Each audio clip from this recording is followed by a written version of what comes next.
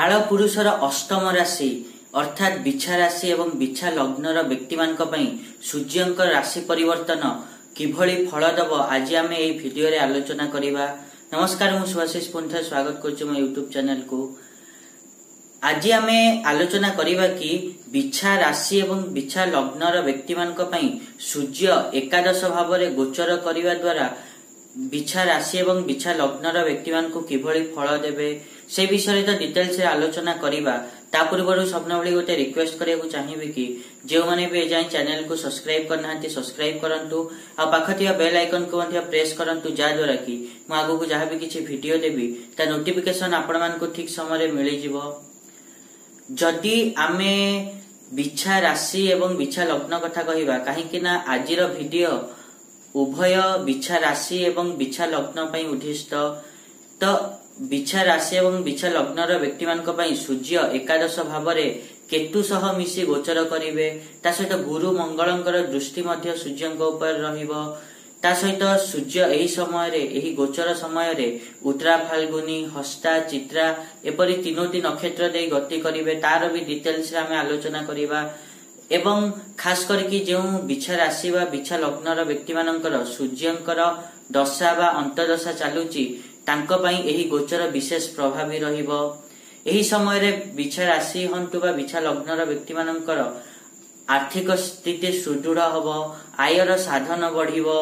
ता सहित एही समय रे आपण माने लक्ष्य प्राप्ति रे सूर्य आपण मानकर सहाय हेबे एवं बड़ बड़ लोकंकर सपोर्ट मध्य आपण मान को मिलिबो एही समय रे।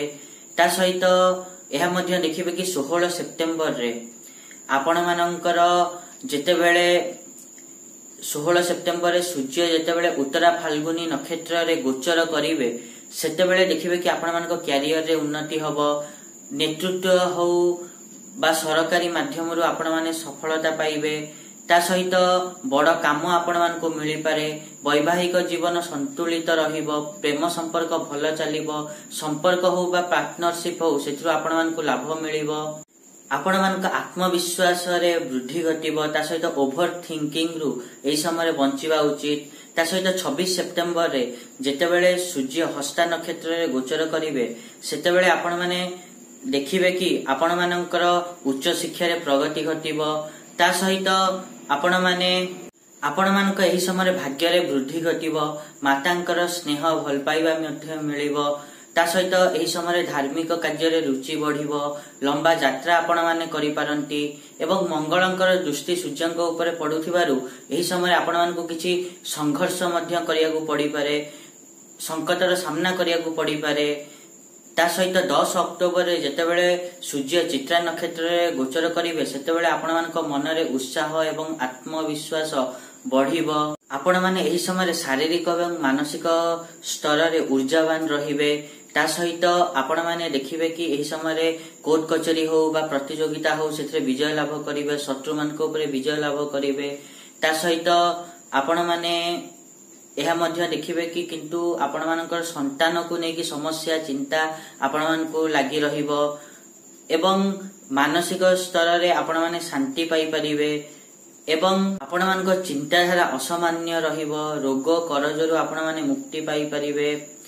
ता सहित आपण मानक स्वास्थ्य मध्य भल रहिबो।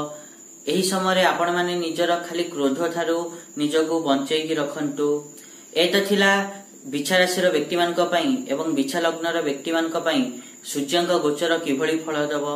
आशा करिबे कि मुझा कहिले आपण माने ठीक रे बुझी पाथिबे। आ जदि वीडियो भल लागि छि ताले निहाती रूपे वीडियो को लाइक करंतु, शेयर करंतु आ चैनल को सब्सक्राइब करिया पे जमाई भूलंतुनी। आज पई एतिकी देखावा नेक्स्ट वीडियो रे। रहुची, नमस्कार।